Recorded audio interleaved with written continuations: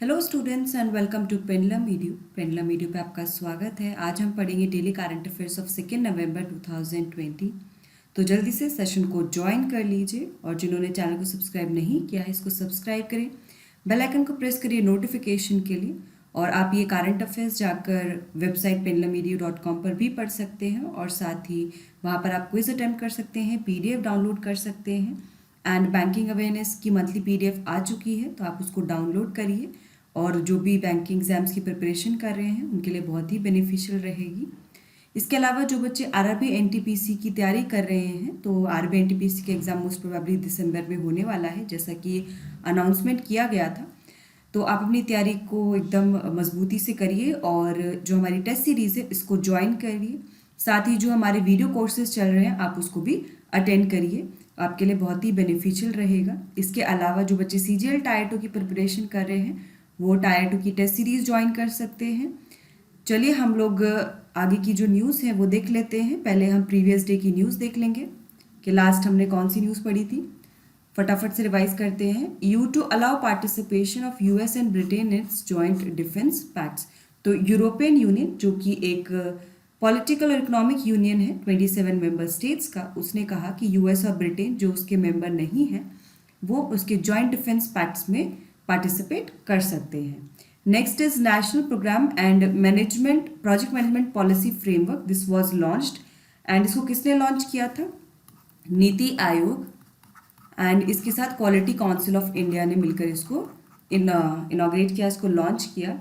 And इसकी help से क्या होगा, जो भी मैनेजमेंट है इंफ्रास्ट्रक्चर प्रोजेक्ट्स का वो इजी हो जाएगा, उसका एग्जीक्यूशन सही तरीके से हो पाएगा। नेक्स्ट इज होमी जहांगीर बाबा की जो बर्थ एनिवर्सरी है वो 30 अक्टूबर को मनाई जाती है। उनका जन्म 30 अक्टूबर 1909 को हुआ था। उनको father of Indian nuclear programme भी कहते हैं और वो फाउंडिंग डायरेक्टर थे बार्क के, that is Bhabha atomic research centre. Next is national accreditation board for certification body. इसने नेशनल प्रोडक्टिविटी काउंसिल को एक्रेडिटेशन दिया है एंड ये जो एक्रेडिटेशन नंबर है इट इज़ ISO 17020 ये 3 साल के लिए वैलिड होगा। This will be valid for 3 years, ठीक है। एंड ये जो है डिफरेंट जो इंस्पेक्शंस हैं, ऑडिट्स हैं स्टैट्यूटरी बॉडीज़ जैसे कि warehousing development regulation authority है, देन FSSAI है, तो इन जैसी स्टैट्यूटरी बॉडीज़ में इंस्पेक्शन ऑडिट कंडक्ट करता है ये। Indian army develops and launches secure application for internet. तो ये एक ऐप है जैसे आपका व्हाट्सएप टेलीग्राम ऐप होता है उसी तरह से एक मैसेजिंग ऐप है जिसको इंडियन आर्मी ने लॉन्च किया है। इसको कॉर्नल साई शंकर के द्वारा जो है इसको बनाया गया है। Next is by bye corona. ये वर्ल्ड की पहली साइन टून बुक है, यानी कि साइंस और कार्टून मिक्स है यहाँ पर। इसको उत्तर प्रदेश में लॉन्च किया गया by the governor of Uttar Pradesh Anandiben Patel और इस बुक को लिखा गया है डॉक्टर प्रदीप श्रीवास्तव के द्वारा। विज्ञान प्रसार ने इसको पब्लिश किया है। इस बुक में कोरोना वायरस के बारे में बताया हुआ है कि कैसे कोरोना वायरस फैलता है और कैसे इसको रोका जा सकता है। Next is ISRO set to launch earth observation satellite EOS-01।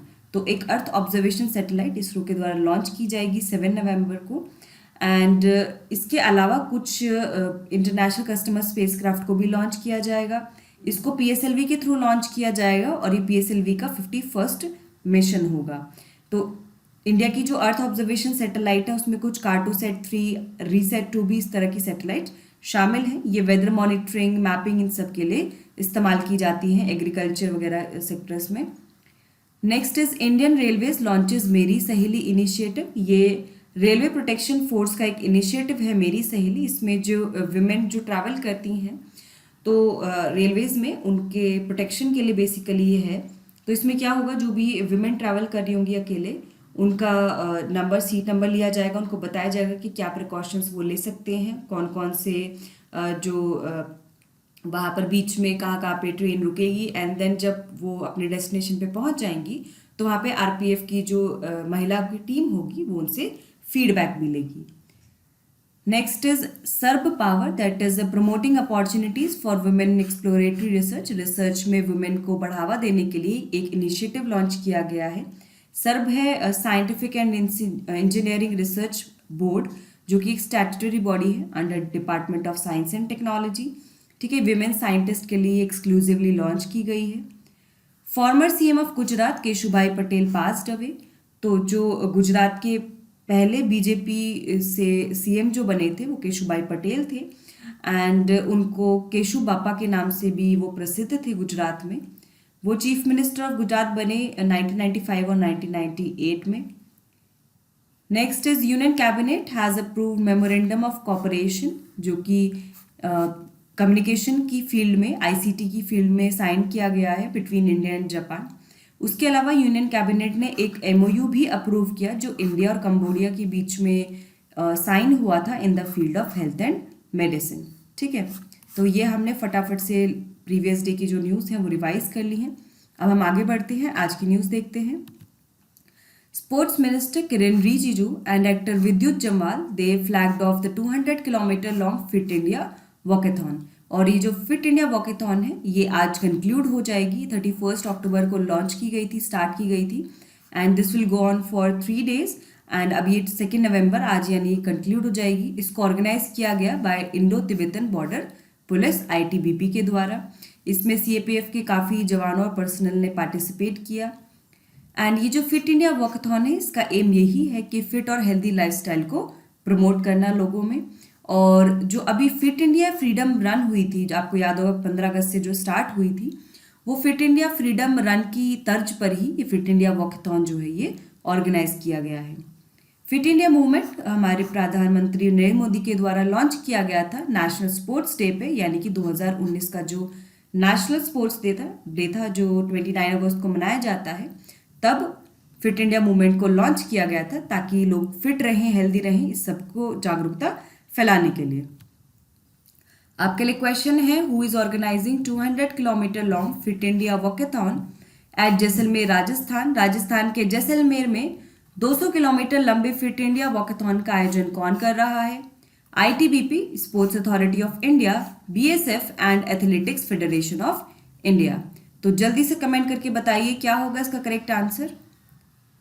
So the correct answer will be option A, that is ITBP.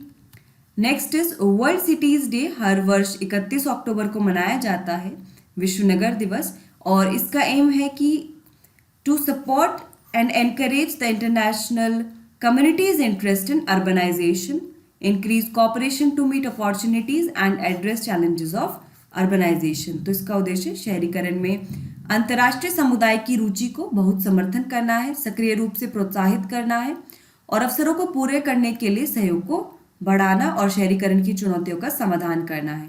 क्योंकि जो हमारी सिटीज़ हैं इसमें अर्बनाइजेशन का प्रॉब्लम सबसे बड़ा प्रॉब्लम है, एंड इसमें बहुत सारे चैलेंजेस आते हैं, रिसोर्स को लेकर लड़ाइयाँ होती हैं, ठीक है, एक कॉन्फ्लिक्ट क्रिएट होता है, उसके अलावा पोल्यूशन जैसी समस्याएं हैं, देन ट्रैफिक मैनेजमेंट इशू है, तो बहुत सारी चीज़ें यहाँ पर हो जाती हैं जिसको मैनेज करने की आवश्यकता है। तो उन्हीं चैलेंजेस को मीट करने के लिए, उन चैलेंजेस को एड्रेस करने के लिए जो इंटरनेशनल कम्युनिटी है उसका पार्टिसिपेशन को बढ़ाना इस दिन का एम है। On World Cities Day 2020 global ceremony was organised in Nakuru, Kenya. तो केन्या में एक जगह है नाकुरू, वहाँ पर इसका जो ग्लोबल सेरेमनी है वो सेलिब्रेट की गई। इसकी जो जनरल थीम है वो है बेटर सिटी बेटर लाइफ, बेहतर शहर बेहतर जीवन इसका थीम है। और हर वर्ष सब थीम एक सिलेक्ट किया जाता है। तो सब थीम क्या है इसका 2020 का? Valuing our communities and cities, हमारे समुदायों और शहरों को मान्य करना। इससे जुड़ा जो सस्टेनेबल डेवलपमेंट गोल है वो 11 है, जिसमें inclusive safe resilient sustainable cities की बात की गई है, यानी कि समावेशी सुरक्षित लचीला और सतत शहर और मानव बस्तियां। क्वेश्चन आपके लिए, which of the following sustainable development goal is related to inclusive safe resilient and sustainable cities? निम्नलिखित में से कौन सा एसडीजी समावेशी सुरक्षित लचीला और सतत शहरों से संबंधित है? SDG 5, SDG 7, SDG 10 and SDG 11। तो क्या होगा इसका correct answer? The correct answer will be option D, that is SDG 11 इससे संबंधित है। एसडीजी 5 जो है वो जेंडर इक्वालिटी से संबंधित है। ओके,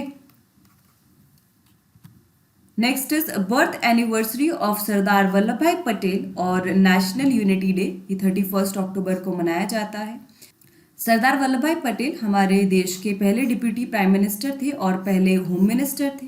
उनको सरदार का टाइटल बारदोली की महिलाओं के द्वारा दिया गया जब उन्होंने बारदोली सत्याग्रह को लीड किया था 1928 में।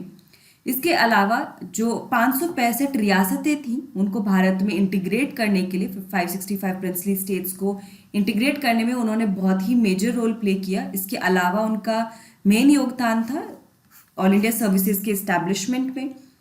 उनको विभिन्न नामों से जाना जाता था, जैसे iron man of India, Bharat के लौह पुरुष, patron saint of India, civil servant, Bharat के सिविल सेवकों के संरक्षक संत, यूनिफायर ऑफ इंडिया, भारत के unifier, and Bismarck of India, Bharat के बिस्मार्क के रूप में जाना जाता था। उनको मरणोपरांत भारत रत्न से सम्मानित भी किया गया। His birth anniversary is annually celebrated as Rashtriya Ekta दिवस और नेशनल यूनिटी डे। उनके जन्म दिवस पर 2014 से राष्ट्रीय एकता दिवस या नेशनल यूनिटी डे मनाया जाता है, क्योंकि उन्होंने भारत के एकीकरण में काफ़ी अहम भूमिका निभाई थी। जो वर्ल्ड की टॉलेस्ट स्टैचू है, द स्टैचू ऑफ यूनिटी, इसको इनॉग्रेट किया गया और डेडिकेट किया गया टू सरदार वल्लभ भाई Patel on his 143rd birth anniversary on 31 अक्टूबर 2018, और वर्ष 2020 में उनकी 145th बर्थ एनिवर्सरी थी।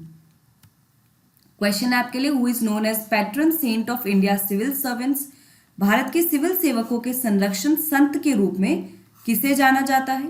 टी.एन. शेषन, आर्मस्ट्रॉन्ग पायम, सरदार वल्लभ भाई पटेल एंड अशोक खेमका। तो क्या होगा इसका correct answer? Very easy question. The correct answer is option C, that is Sardar Vallabh भाई Patel. Next is CCA approves mechanism for procurement of ethanol by oil marketing PSUs। आर्थिक मामलों की मंत्रिमंडलीय समिति ने तेल विपणन सार्वजनिक उपक्रमों द्वारा इथेनॉल की खरीद के लिए तंत्र को मंजूरी दे दी है, और अब जो है इथेनॉल के लिए अलग अलग प्राइसेस होंगे। पहली बात तो ये जो कमेटी ने अप्रूवल दिया है, इसको इथेनॉल ब्लेंडेड पेट्रोल प्रोग्राम के अंतर्गत समर्थन दिया गया है, मंजूरी दी गई है। और अब शुगर से अगर कोई इथेनॉल मैन्युफैक्चर हो रहा होगा तो उसके लिए प्राइस फिक्स कर दिया गया है 62.65 रुपीज़ पर लीटर। बी हैवी मोलासेस के लिए 57.61, सी हैवी मोलासेस के लिए 45.69। इसके अलावा एडिशनल GST और ट्रांसपोर्टेशन चार्जेस भी लिए जाएंगे। Oil marketing companies will decide the criteria for priority of ethanol manufactured from different sources. तो क्या है कि वो देखेंगे कि जो भी इथेनॉल है वो जिस सोर्स से मैन्युफैक्चर हो रहा है वो अवेलेबल है या नहीं, या फिर कॉस्ट ऑफ ट्रांसपोर्टेशन कितनी है, उसके बेसिस पर वो प्रायोरिटी डिसाइड होगी। इथेनॉल ब्लेंडेड प्रोग्राम की हम बात करें तो ये 2003 में लॉन्च किया गया था by the ministry of petroleum and natural gas. इसके बाद इसको 1 अप्रैल 2019 में पूरी इंडिया में लागू कर दिया गया, सिर्फ अंडमान निकोबार आइलैंड और लक्षद्वीप आइलैंड को छोड़कर। इस प्रोग्राम के अंतर्गत ऑयल मार्केटिंग कंपनीज पेट्रोल बेचती हैं जो इथेनॉल मिश्रित होता है, इथेनॉल ब्लेंडेड होता है, जिसमें इथेनॉल को 10% तक मिक्स किया जाता है। The aim of this program is to promote the use of alternative and eco-friendly fuels। तो पेट्रोल में जब हम ब्लेंडिंग करेंगे तो इससे क्या होगा कि जो पेट्रोल की मात्रा यहाँ पे कम होगी और ऑल्टरनेटिव और इको फ्रेंडली फ्यूल्स को हम प्रमोट कर सकते हैं यहाँ पर। इसके अलावा CCEA ने अप्रूव किया है the extension of norms for compulsory packaging of jute materials. इसमें क्या होगा कि अब जो फूड ग्रेन्स हैं उनका 100% और शुगर का 20% मैंडेटरीली जूट बैग्स में पैकेज किया जाएगा। इससे जहाँ पे भी जूट ग्रोइंग रीजन्स हैं उनको फ़ायदा होगा। इसके अलावा CCEA has also nodded to world bank and Asian infrastructure investment bank aided project which is dam rehabilitation and improvement projects, जिसमें सिलेक्टेड डैम्स की जो सेफ्टी है और जो ऑपरेशनल परफॉर्मेंस है उसको इम्प्रूव किया जाएगा, और 2 फेजेस में। इसको अप्रैल 2021 से लेकर मार्च 2031 तक इम्प्लीमेंट किया जाएगा। अच्छा, ये जो cabinet committee on economic affairs है इसको हेड कौन करता है? इसको प्राइम मिनिस्टर हेड करते हैं, और ये जो भी इकोनॉमिक्स से रिलेटेड जो भी एक्टिविटीज़ होती हैं उससे ये डील करती है। क्वेश्चन आपके लिए, under the ethanol blended petrol programme oil marketing company sell petrol blended with ethanol up to dash. Ethanol मिश्रित पेट्रोल कार्यक्रम के तहत ऑयल मार्केटिंग कंपनियां डैश तक इथेनॉल के साथ मिश्रित पेट्रोल को बेचती हैं। 5%, 10%, 15% एंड 12%। तो क्या होगा इसका करेक्ट आंसर, जल्दी से बताइए। What will be the correct answer for this? The correct answer will be option B, that is 10%. Next is Prime Minister launches seaplane service connecting Statue of Unity with Sabarmati Front and ये सरदार वल्लभ भाई पटेल की birth anniversary पे ये launch किया गया। इसके बारे में हमने पहले भी पढ़ा था। एंड इसमें टोटल 5 जो प्रोजेक्ट है सीप्लेन प्रोजेक्ट सर्विस प्रोजेक्ट, इसमें 5 टोटल सीप्लेन फ्लाइट्स होंगी, सर्विसेज होंगी एंड उसमें से जो पहला वाला है वो लॉन्च कर दिया गया है। This seaplane service will connect statue of Unity in Kevadia with Sabarmati river front in Ahmedabad. और ये जो डिस्टेंस है दोनों जगह का वो काफ़ी कम हो जाएगा, जो अभी 3 से 4 घंटे लगते हैं वो कम ही टाइम लगेगा। This is the first of 5 seaplane services that will operate in Gujarat, ये मैं बता ही चुकी हूँ आपको। एंड ये जो प्रोजेक्ट है ये union ministry of civil aviation के डायरेक्टिव का एक हिस्सा है। इससे पहले जलहंस नाम का एक कमर्शियल सीप्लेन सर्विस स्टार्ट किया गया था अंडमान एंड निकोबार आइलैंड में 2010 में as a pilot project. Question आपके लिए, the first seaplane service will connect dash with Sabarmati river front in Ahmedabad. पहली सीप्लेन सेवा अहमदाबाद में साबरमती रिवर फ्रंट से डैश को जोड़ेगी। Statue of Unity in Kevadia, Gir National Park, Somnath temple and Girnar mountain in Junagadh. तो क्या होगा इसका correct answer? The correct answer will be option A, that is Statue of Unity in Kevadia. Girnar mountain में अभी लॉन्गेस्ट रोपवे जो है वो इनॉग्रेट किया गया by prime minister Narendra Modi, ठीक है। एंड ये जो है गिरनार की पहाड़ी पर बनाया गया है। Next is the government is working to bring the bureau of Indian standards under the ministry of commerce and industry. तो गवर्नमेंट काम कर रही है कि ब्यूरो ऑफ इंडियन स्टैंडर्ड्स को ministry of commerce and industry के अंतर्गत लाया जाए। Currently BIS comes under the Department of Consumer Affairs under the Ministry of Consumer Affairs, Food and Public Distribution। तो अगर आपसे पूछा जाए कि BIS अभी करंटली किस मिनिस्ट्री के अंतर्गत है, तो ये ministry of consumer affairs, food and public distribution के अंतर्गत है। एंड मिनिस्टर कौन है कॉमर्स एंड इंडस्ट्री के? पीयूष गोयल है। ब्यूरो ऑफ इंडियन स्टैंडर्ड्स की हम बात करें तो ये एक वैधानिक निकाय है, स्टैट्यूटरी बॉडी है जो 1986 में फॉर्म हुई थी। इसको पहले इंडियन स्टैंडर्ड्स इंस्टीट्यूशन के नाम से जाना जाता था। And minister for consumer affairs, food and public distribution जो है वो BIS के एक्स ऑफिशियो प्रेसिडेंट होते हैं। हेडक्वार्टर्स BIS के न्यू दिल्ली में है। टोटल 25 मेंबर्स हैं इसमें। इसके 5 रीजनल ऑफिसेज हैं कोलकाता, चेन्नई, मुंबई, चंडीगढ़ और दिल्ली में। इसके डायरेक्टर जनरल हैं प्रमोद कुमार तिवारी। क्वेश्चन है आपके लिए, government is likely to bring BIS under the ministry of commerce and industry, in which year was BIS formed? सरकार को वाणिज्य और उद्योग मंत्रालय के तहत भारतीय मानक ब्यूरो लाने की संभावना है। BIS किस वर्ष में बनाया गया था? 1986, 1991, 1999 एंड 2005। तो कब बनाया गया था BIS? The correct answer will be option A, that is 1986।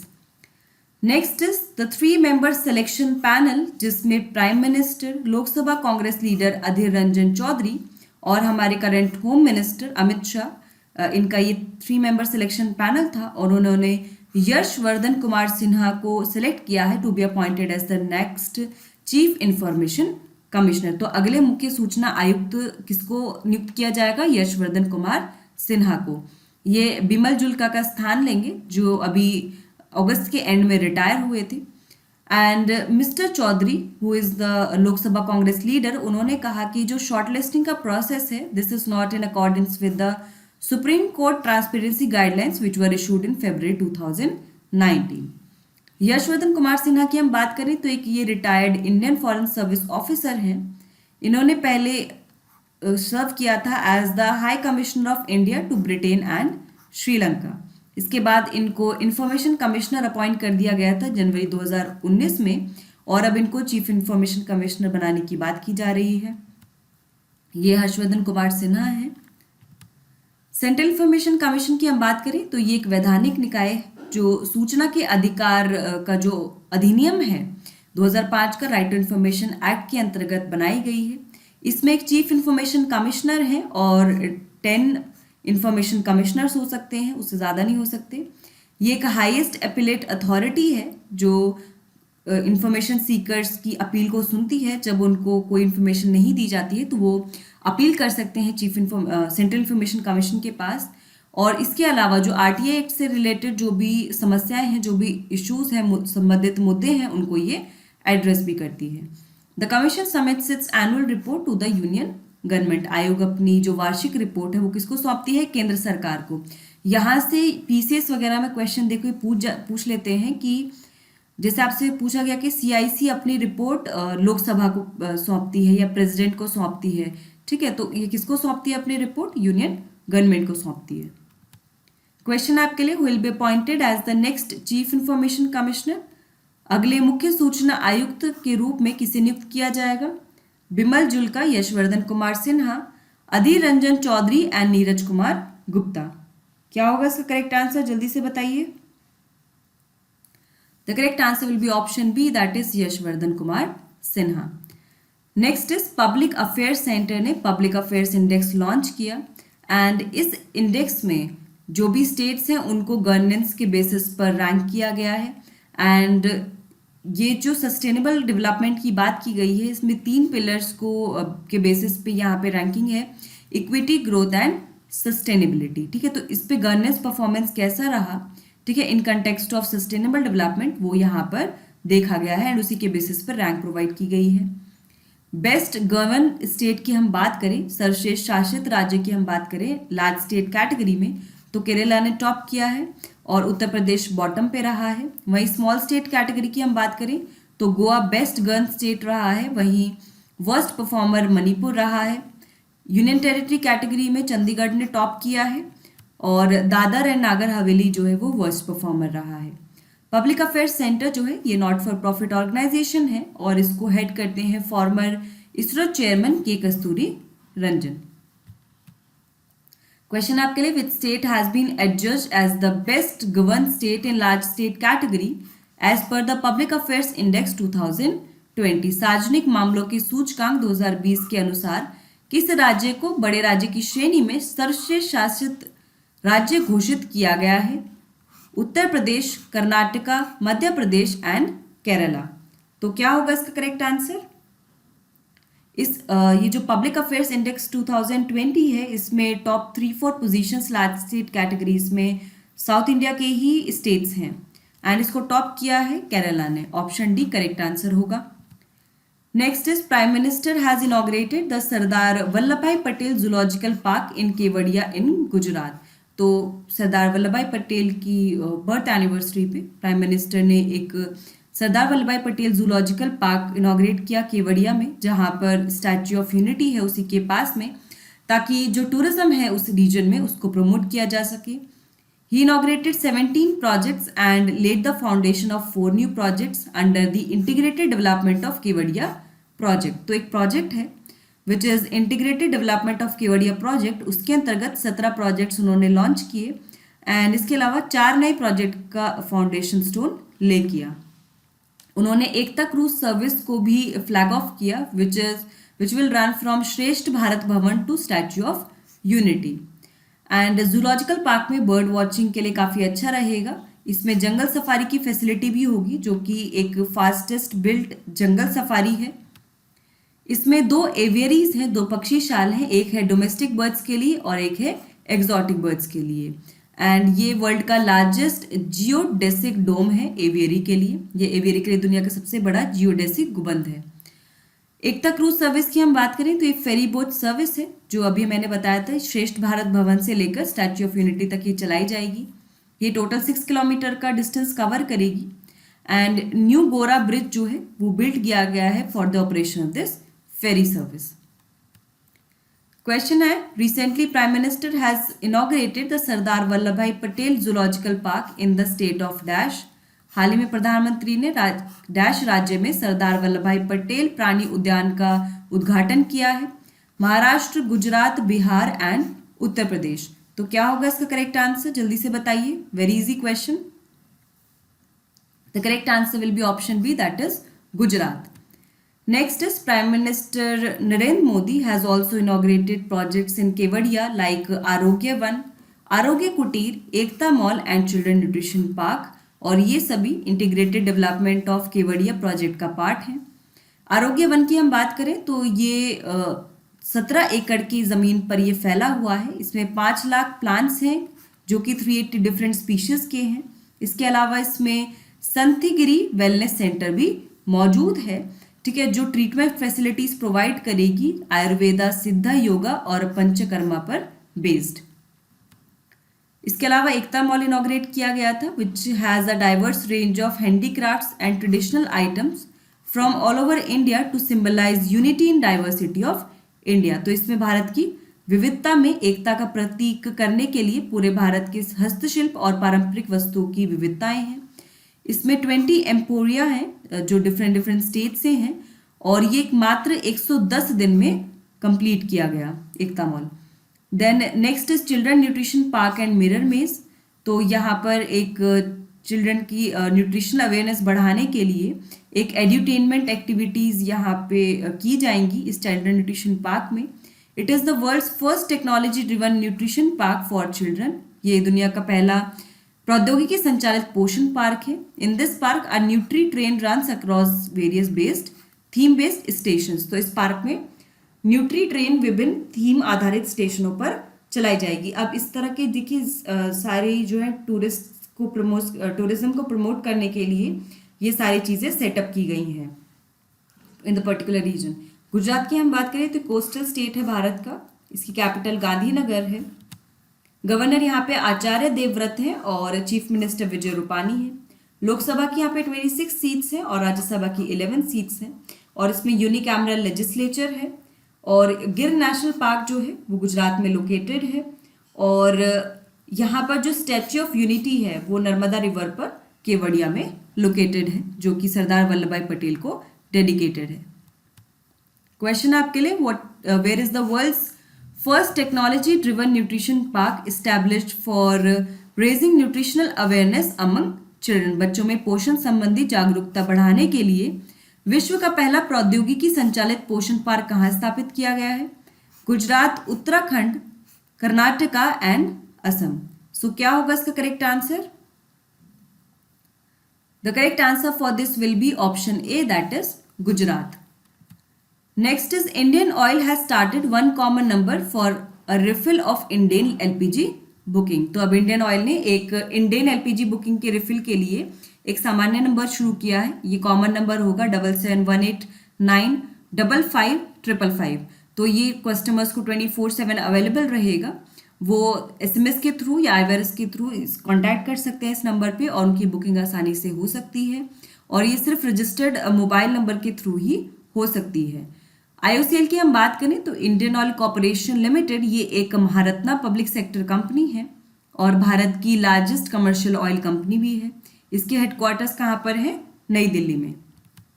Question देख लेते हैं. Which of the following statement is or are correct about the Indian Oil Corporation Limited. Indian Oil Corporation Limited के बारे में निम्नलिखित में से कौन सा कथन सही है? It is a Navratna public sector company. Its headquarter is located in new Delhi. यह नवरत्न सार्वजनिक क्षेत्र की कंपनी है. इसका मुख्यालय नई दिल्ली में स्थित है. सो कौन सा स्टेटमेंट यहाँ पे करेक्ट होगा? 1 only, 2 only, both 1 and 2 and none of the above. सो क्या होगा इसका correct answer? The correct answer will be option B, that is 2 only, क्योंकि ये नवरत्न नहीं महारत्न पब्लिक सेक्टर कंपनी है. सो फ्रेंड्स, हमने यहाँ पे करंट अफेयर्स एंड उस रिलेटेड क्वेश्चंस कवर कर लिए हैं. मैं उम्मीद कर रही होंगी कि आप रोजाना डेली करंट अफेयर्स फॉलो कर रहे होंगे और अच्छे से अपनी तैयारी कर रहे होंगे. और सबके एग्जाम अब नज़दीक आने वाले हैं तो आप अच्छे से तैयारी करिए, ठीक है. रोज डेली करंट अफेयर्स फॉलो करिए और इसी तरह हमारे साथ जुड़े रहिए. All the best. Thank you so much.